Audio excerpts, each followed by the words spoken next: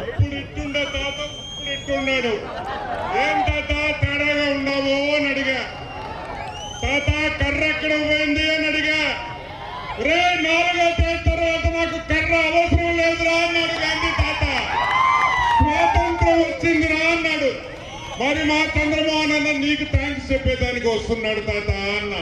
Thanks నాకు కాదురా, ఈ కార్యకర్తలకు చెప్పుకోండి రా అని ఆ గాంధీ తాత చెప్పాడు. ఈరోజు నేను ఒకటే చెప్తున్నా, 5 ఏళ్ళు మీరు పోరాడారు, 5 ఏళ్ళు కష్టపడ్డారు. త్యాగాలు ఇంకా చాలు, కార్యకర్తలకి న్యాయం జరగాలి.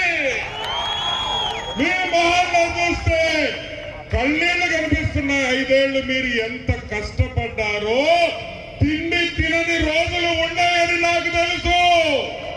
న్యాయం జరగాలి,